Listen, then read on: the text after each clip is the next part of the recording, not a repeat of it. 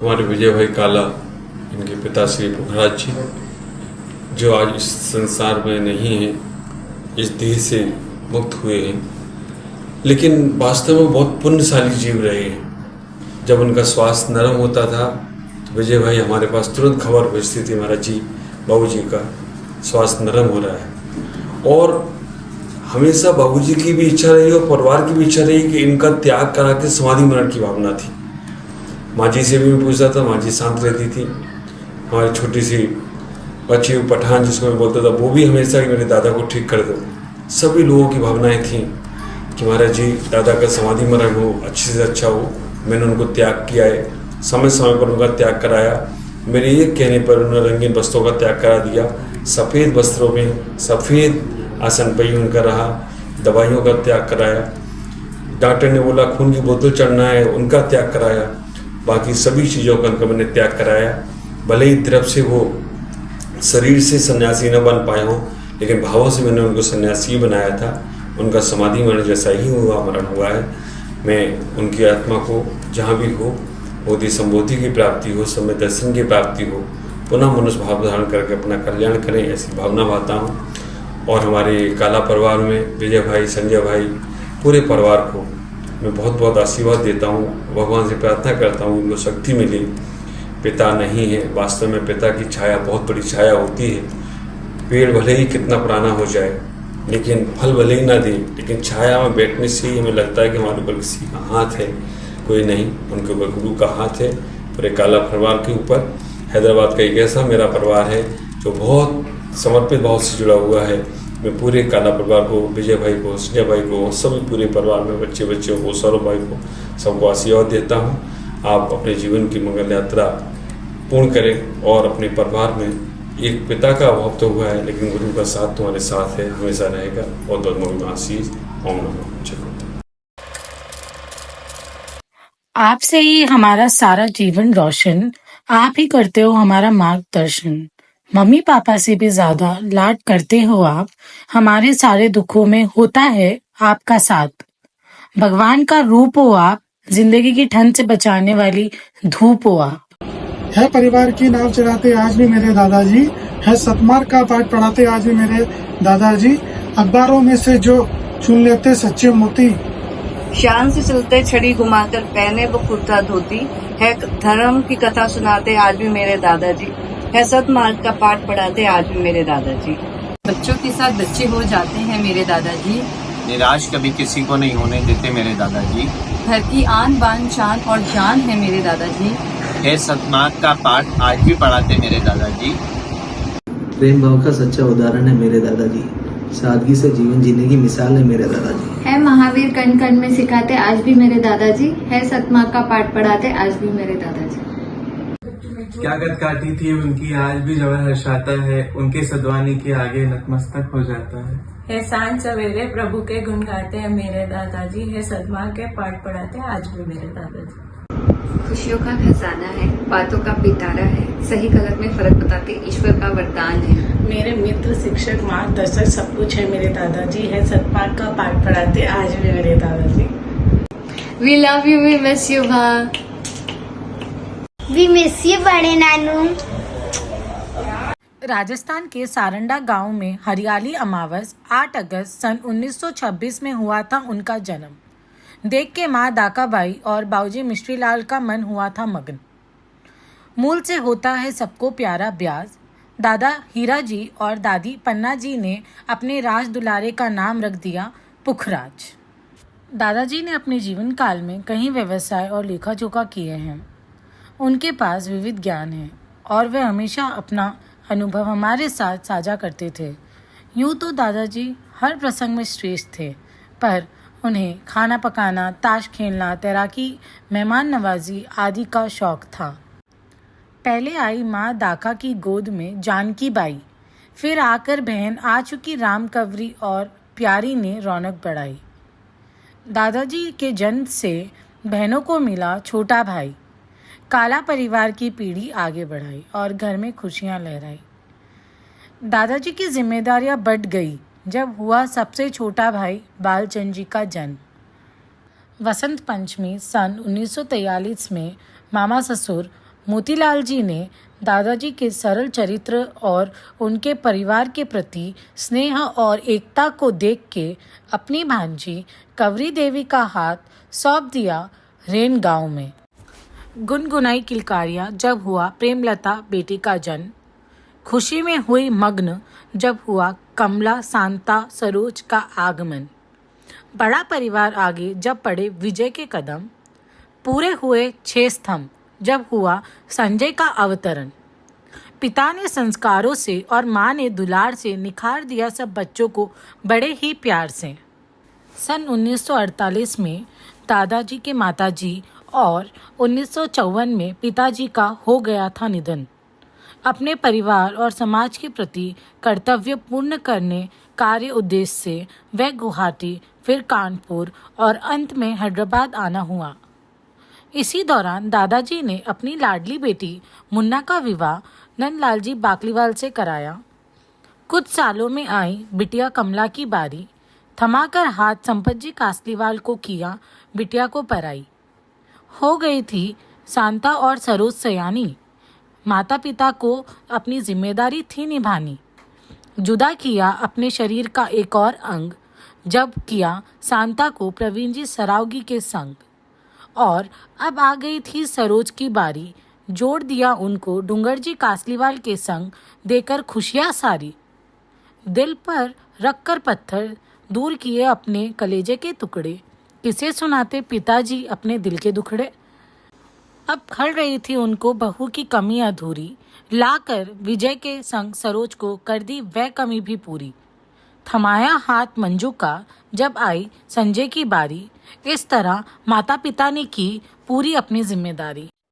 कौन कहता है भाई भाई में प्रेम नहीं होता। दादाजी और बालोबा दोनों ही आंखों की तरह साथ साथ थे।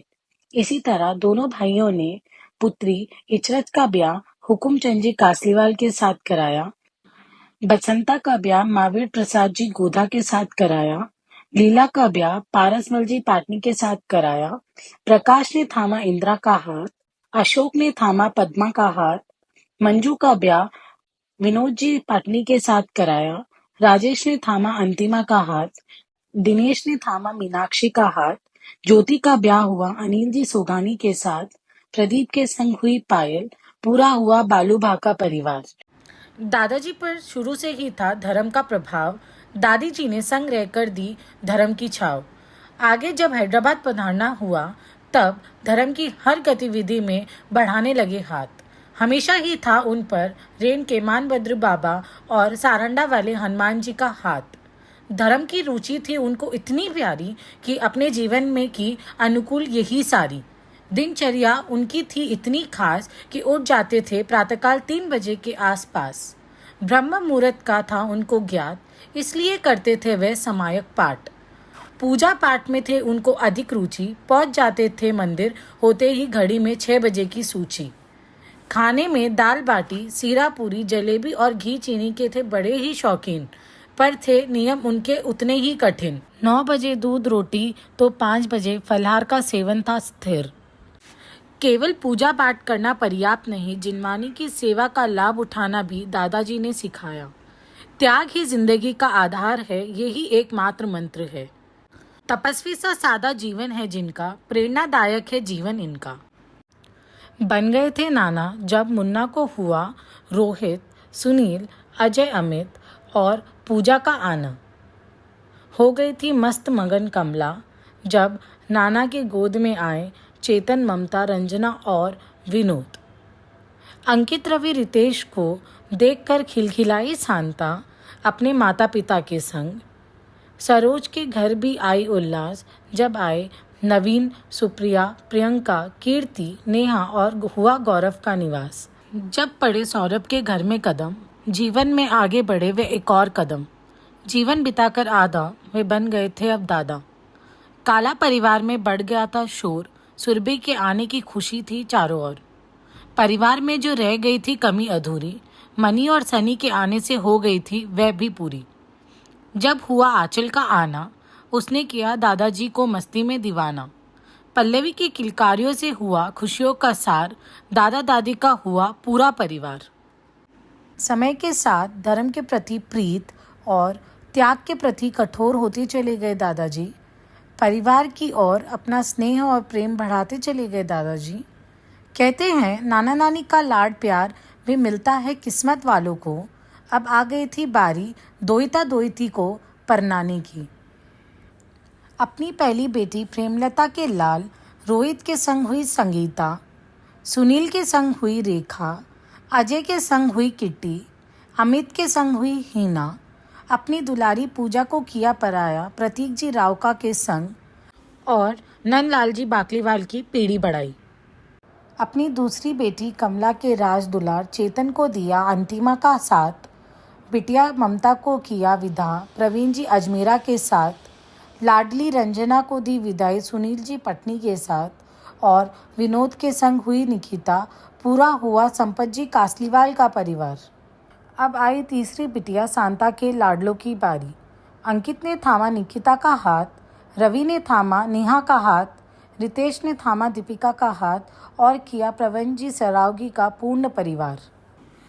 आखिर आई सरोज के हीरो की बारी। नवीन को किया पुष्पा के संग, दुलारी सुप्रिया को किया अनिल जी गधिया के संग, बेटी पिंकी को दी विदाई सौरभ जी पाटोदी के संग, लाडली कीर्ति को दिया हाथ लोकेश जी पाटनी के संग, गुड़िया नेहा को किया आशीष जी गंगवाल के संग, गौरव को किया अंजलि के संग और इससे संपूर्ण हुआ डूंगर जी कासलीवाल का परिवार। किसी को अपना तो किसी को पराया करने की रीत की जवाबदारी पूर्ण रूप से निभाते चले गए थे दादाजी। कहते हैं बेटे से बेटे की संतान अधिक प्रिय होती है, वैसे ही दादाजी के लिए पोता पोती अधिक प्रिय थे। लिया फैसला, बढ़ाया जिंदगी के सफर में उनको आगे। सोचा क्यों ना अपना परिवार बढ़ाते। देखते ही देखते पहले पोता सौरभ हुआ बड़ा। देखकर घर परिवार और दुकान की जिम्मेदारी बखूब ही निभाते। सोचा क्यों ना इसे भी पढ़नाते। लाए सौरभ के लिए प्रियंका, कहते हैं प्यार से प्रियंका सौरभ वाली। आ गई थी पहले पोती सुरभि की शादी की बारी। अब तो उनको थी बहुत सारी खुशियां लौटानी। ढूंढा एक राजकुमार और किया सुरभि को अंशुल जी पांड्या के संग। फिर कुछ सालों में आ गई थी दूसरे लाडले पोते मनी की बारी। आरजू थी उनकी कि धूमधाम से हो शादी, तो लाए दिव्यानी को और प्यार से कहते हैं लड़ाई खोर है हमारी। हंसते हंसते ना जाने कब बीत गई ये पल। हो रहा है तीसरा पोता सनी बड़ा, सोचते थे वे आजकल। चिंता करते करते ले आए चिंतल, कहते थे अब चिंतल जी चिंता करेगी मेरी आजकल। जिम्मेदारियों के सफ़र में बच्चों के साथ बच्चे थे दादाजी। आंचल के साथ मस्ती तो पल्लू के साथ नाचते थे दादाजी। अपनी कहानियों से हमारा दिल बहलाते थे दादाजी और हर कदम में एक नई सीख दे जाते थे दादाजी। उत्तरदायित्व पूर्ण करते करते उन्हें मिला उसका फल। मैं उठी घर में खुशियों की लहर, जब पता लगा उनको कि वे बन गए थे परदादा जब पड़े रायनी के कीमती कदम। कहते हैं नाना नानी तो बन जाता है हर कोई, पर नाना नानी कहलाने वाले थे ये सोच दादाजी खुश खुश हुए। पर दोहिते अरन से था उनको इतना लगाव, कहते अपनी पोती सुरभि को अरन की माँ इधर आओ। खुशियाँ हुई दुगनी जब पता चला अब तो पर दोहिती आर्या भी हुई। घर में पड़ते ही कदम गुड़िया के, उसने ही दादा को स्वर्ण सीढ़ी थी चढ़ाई। वे और कोई नहीं है हमारी आरना लाडोबाई। था एहसास उनको कि घर में आई है नन्ही सी एक और गुड़िया। हुए मन ही मन प्रसन्न, सोचे अब अव्याना के आने के बाद हुआ मेरा परिवार पूरा। सुनाती हूँ अपने लफ्ज़ों में आपको मेरे दादा की 2023 से 2024 की कहानी। कभी अभिमान तो कभी स्वाभिमान है मेरे दादाजी, कभी धरती तो कभी आसमान है मेरे दादाजी। जिसके नाम से हमारा ये संसार है वो पहचान है मेरे दादाजी। देखा है आपको तकलीफ में संयम रखते, हंसते हंसते टाल दे तकलीफ वो शख्स है मेरे दादाजी। संघर्षों से गुजर कर आपका जीवन सफलता का आधार है दादाजी। हम सब बच्चों को जिसने बांध कर रखा वो प्यार है मेरे दादाजी। परिवार के लिए जो करते थे भगवान से फरियाद, भगवान से लड़ आए थे हमारे पास। आपके प्यार ने हमें दर्द में भी खुश रहना सिखाया। आपकी आहट ने हमारे दुखों को दूर मिटाया। चांदी से बाल सोने सा दिल, आप हो तो हम धनवान, आप बिना कुछ नहीं आसान।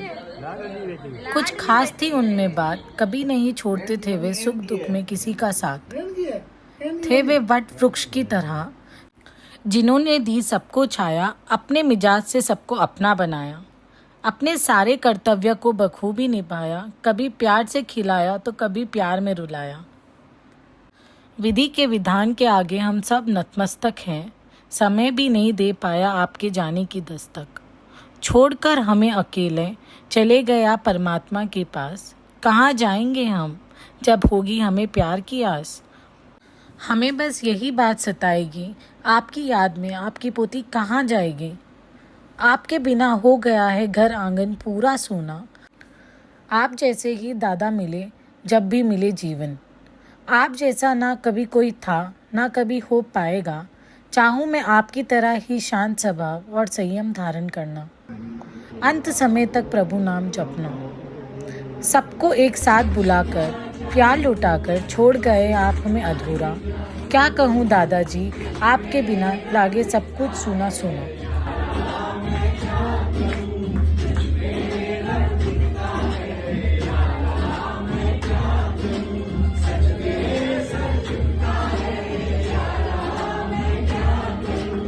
इस गाथा के अंत में यही कहना चाहती हूँ, बाबूजी आप धरती पे मेरे लिए भगवान से मिला हुआ फरिश्ता थे, हो और हमेशा रहोगे। बाबूजी की याद में अपने मन की बात व्यक्त करना चाहती हूँ। अब अजीब सी खामोशी है, एक अजीब सा सूनापन है। हर शख्स में आपको तलाशती हूँ, बेचैन सा मेरा मन है। हर शाम पाठ करते वक्त आपको सबके बीच में ढूंढती हूँ। हर सुबह आपके कमरे में जाके लौट आने की दुआ मांगती हूँ। हर राजस्थानी भजन पर आपके साथ गुनगुनाना चाहती हूँ।